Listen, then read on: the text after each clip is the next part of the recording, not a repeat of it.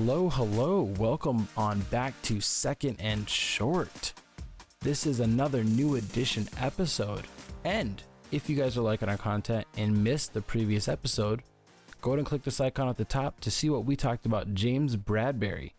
And be sure at the end of the video to check out a playlist for all the videos we've been talking about for the new editions. I am Tyler Lauder and I am joined with Aaron Ben. And Aaron, I haven't asked you this today. How you doing? I'm doing marvelous. Oh man, that is an improvement from the last time I asked you, which was not today. Every day I just feel better than the day before. I'm excited for tomorrow. Alrighty, well, let's go back on over. It's Monday, when we're posting this video, and every Monday we talk about an AFC team and the Houston Texans. You guys had a roller coaster of an offseason. And we're not here to do what everybody on I don't even know if I'm allowed to say it, the ES blank blank or the Fox Sport blank blank, whatever. All these sports podcasts and websites have been talking about. They've just been bashing you guys. We're here to shine some light, and we're going to talk about some positivity that we believe can be positive. We're talking about the biggest impact that you guys brought over in this free agency. And it was through a trade. It was Brandin Cooks, wide receiver. I mean, you lost DeAndre Hopkins. Sorry, shouldn't even bring that up, but you replaced him with Brandin Cooks and a lot of other weapons. And now we're going to dive into this whole talk about Brandin Cooks. Aaron's going to lead us off, and it's just going to be about why we think he's going to have the biggest impact for a new addition to the Houston Texans in 2020.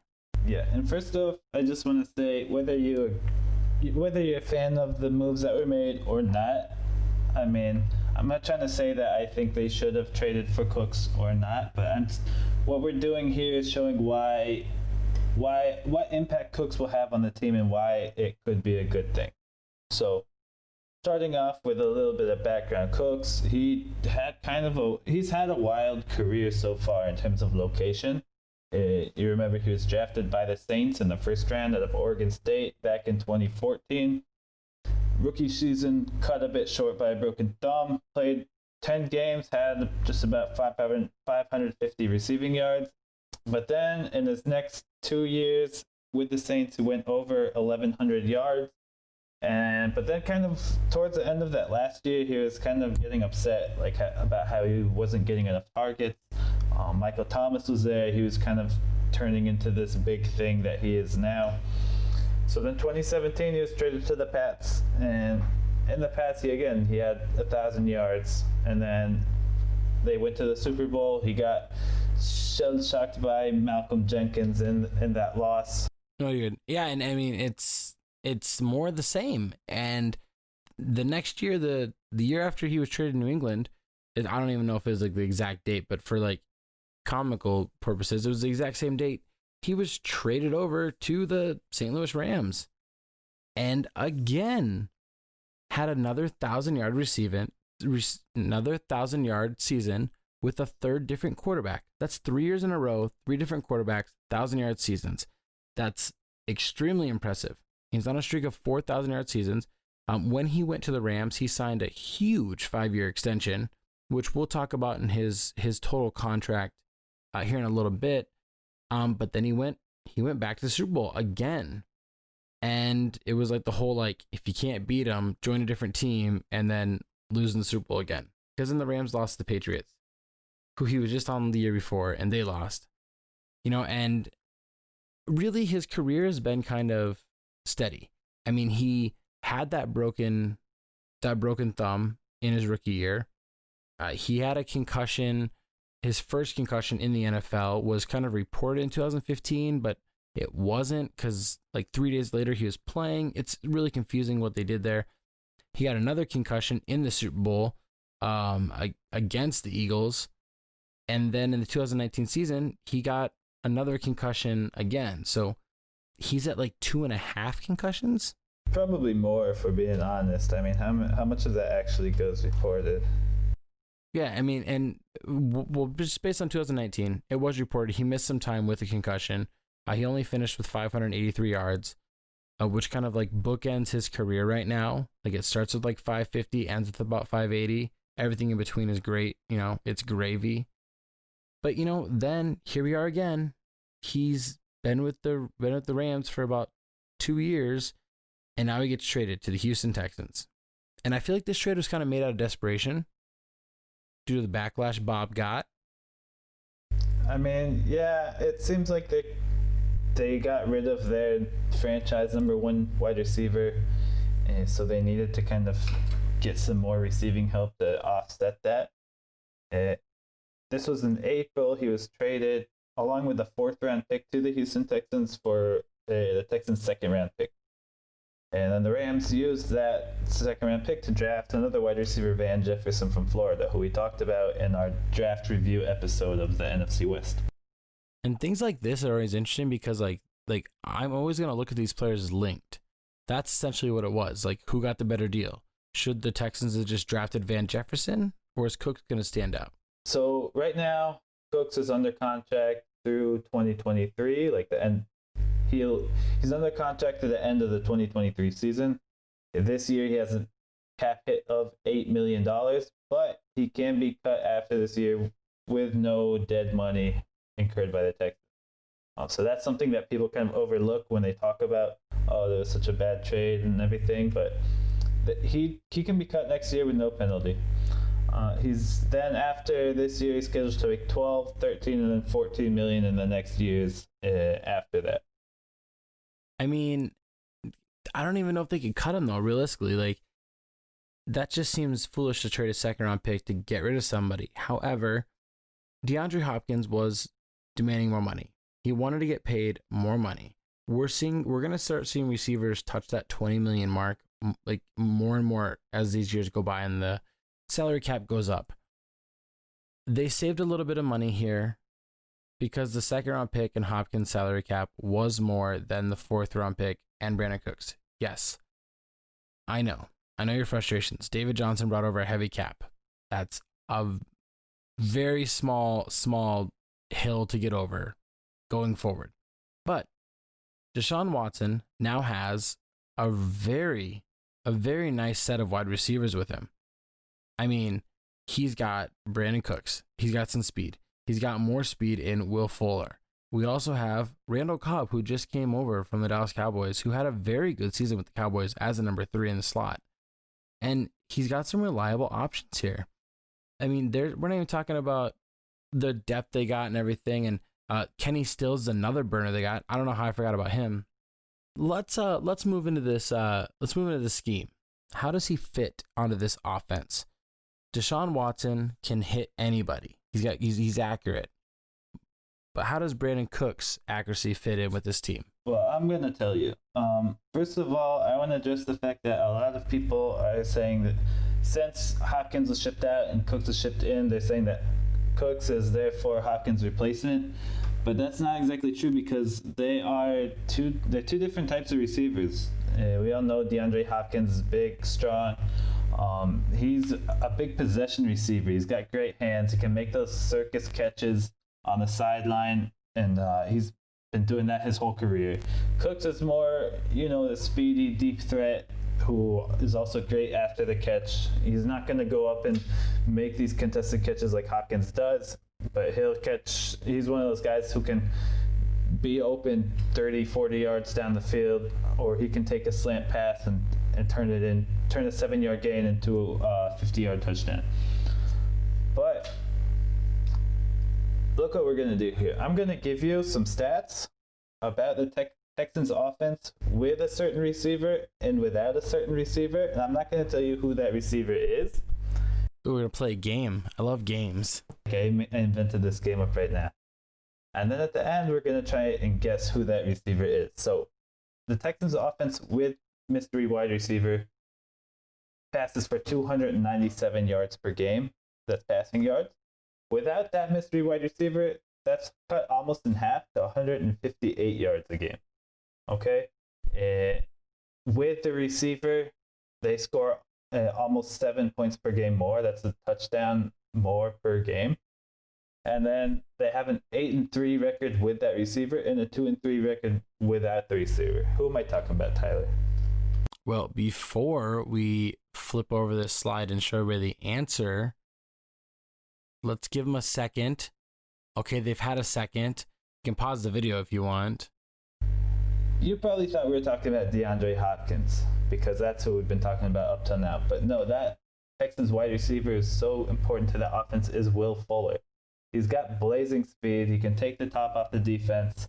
And that allows Watson to either find Hopkins' sure hands, like in the mid to intermediate range on the sideline, or sometimes Fuller is open down the field and you can get the ball to him on a long bomb. I know the Titans, my team has been burned by by Will Fuller so many times. And so, Tyler, you're probably asking yourself, what does all this have to do with Brandin Cooks? Why are we talking about Will Fuller and DeAndre Hopkins and every wide receiver on the Texans besides Brandin Cooks? Well, before we do that, can we talk about some behind-the-scenes action that's going on for you fans out there? If you guys didn't know, while Aaron was describing all these types of catches, he was motioning with his hands these catches as well. And I'm telling you right now, there's a reason why he's not in the NFL. So I'm just waiting for my call to get that tryout. You know what? Maybe, you know what? You need to start being nicer, and Bob will give you a call. Anyways, though, why aren't we talking more about Brandin Cooks? I mean, Will Fuller stuff is great. Everybody knows about DeAndre Hopkins. That's not why people are here. All right, so even though Cooks is more similar to Fuller than he is to Hopkins in terms of play style and like Cooks is like a speedy guy like Fuller is, he can play that Hopkins role in relation to Fuller. Instead of being open on the sideline for one of those jump balls, Fuller can take the top off the defense. Watson can get the ball to Cooks on the slant or a short pass, and he's going to have a lot of room to run because those safeties are playing deep, trying to keep up with Fuller. So the difference is, and here's what like the main change is in their offense with Cooks compared to Hopkins, is that when Will Fuller, he has this tendency to get hurt, and so when he was hurt, he affected their offense because everyone could just double, triple team DeAndre Hopkins and they'd be fine. What happens now is that when Will Fuller inevitably gets injured, I don't like to predict injuries, but I mean, it happens a lot. He missed 5 games with injury this past year. Cooks can come in and he can take over Fuller's role. He's got enough speed where he can come in, he can take off the top off of the defense, and that will leave Kenny Stills or Randall Cobb open. They've also got David Johnson, Duke Johnson, who are good pass catching backs. They'll be open in the intermediate range, the short range. That's how the offense kind of changes with Brandin Cooks as opposed to DeAndre Hopkins. And I think that's what they're looking to do this year. Sorry, I talked a whole lot. No, you're good. I think more people are going to get more open looks. They're going to get more one-on-one options. And if healthy, this Texans offense actually is built very well. I mean, we've seen teams make it to the Super Bowl with way worse options than the Texans got right here. I mean, you just listed off 2 burners, 2 guys that can work underneath. I mean, another one of those guys that can work underneath and Brandin Cooks can burn off the top, 2 good pass catching running backs. And the glue to all this is Deshaun Watson. Deshaun Watson is completely there to take over and everything. And he's going to be able to help Brandin Cooks get back on track. If Brandin Cooks can post 1,000 yards with Jared Goff, then he can do it with Deshaun Watson. Simple as that. And all it comes down to is his head. If he can keep healthy, if he doesn't get a concussion, with or without Will Fuller, I think Cooks, Stills, and Cobb are good enough tandem if Fuller's out to get the job done. With Fuller in there, they can run 4 wide, and it's going to be so hard for teams to cover any of these guys. And the fact that Cooks is so good that he can play on the outside or in the slot, he can burn you over deep, or he can get you on that quick slant and, do the yak and just get those yards after the catch, brings his versatility to this team and is going to help out Deshaun Watson more. I mean, speed is the name of the game now. I mean, receivers and defenders, everybody's getting faster, stronger, bigger, all at the same time. And if you don't have speed, then it's going to hurt you. And I think Brandin Cooks brings the speed aspect that the Texans need. Now, let's talk about the impact. I kind of dipped my toe into this water a little bit, but I just want you to dive on in, man. Give me a short-term impact for Brandin Cooks? Short term, he's like up to now on third downs. Like I said before, teams knew, like, sorry. Short term, up to now on third downs, everyone knew the ball was going to DeAndre Hopkins. I knew it, you knew it, my grandma knew it. Everyone knew ball was going to DeAndre Hopkins, and most of the time he made the catch. But now on third downs, the ball's just gonna go to whoever's open because they have so many players, like we talked about, who should be open on third and long, like 3rd and 7, 3rd and 8, 3rd and 10. Cooks, Stills, Fuller, either Duke or David Johnson. And to be honest, I think it could potentially make Watson a better quarterback. Because you know how they always say that, like Matthew Stafford, when he was early in his career, would just kind of chuck it up to Calvin Johnson, and he would come down with the ball in triple coverage. So that's kind of what Deshaun Watson did a few times with Hopkins. And I mean, you can't blame him, because if you have a receiver like that, why not?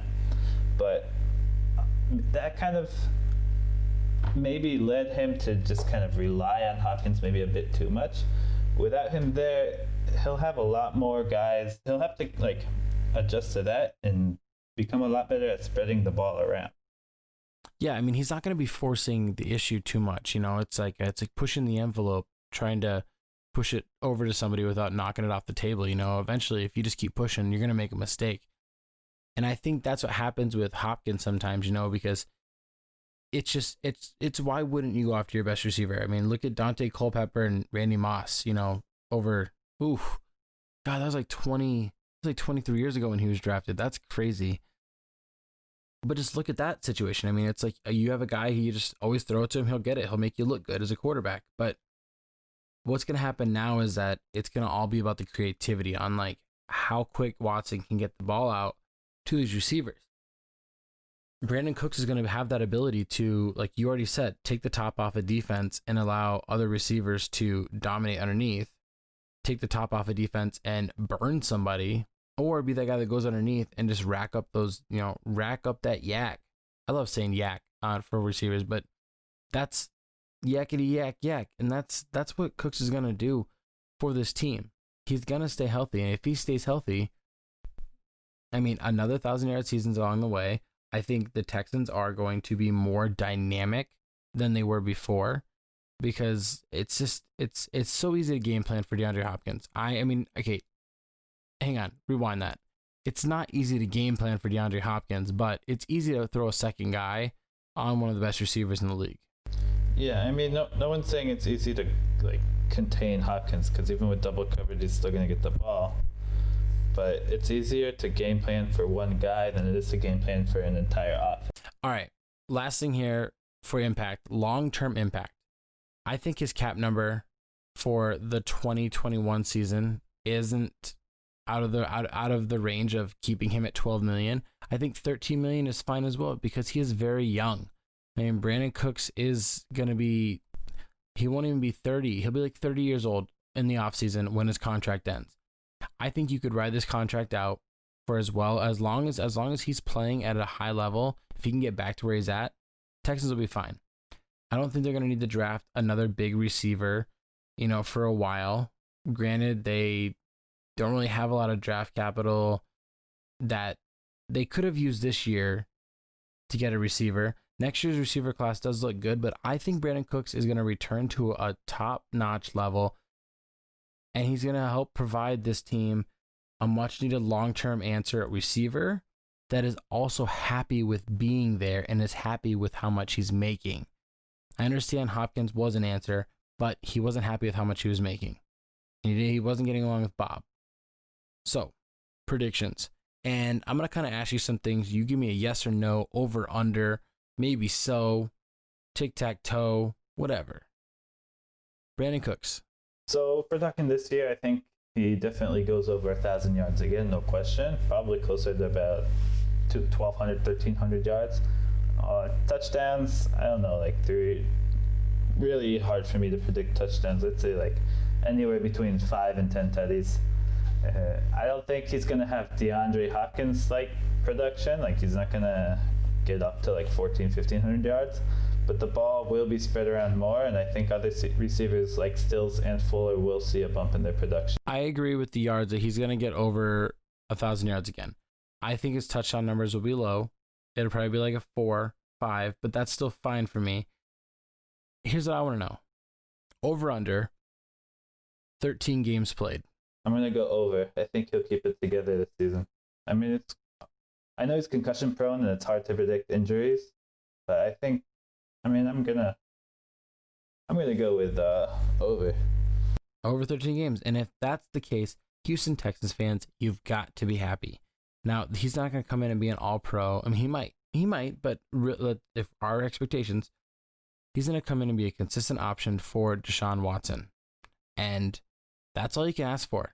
For a guy that's making less money than who you were paying, he's going to help you spread the ball some more by being able to be a good option on the outside or inside. And I just think overall that a lot of media has been bashing the Texans and their moves. And you know what, Texans fans? You have something to be happy about. You got a guy that wants to be here. He's happy to be here. He's affordable. And if healthy, he's another 1,000-yard receiver that can take the coverage away from your other options. And that's going to do it for us here on Second and Short.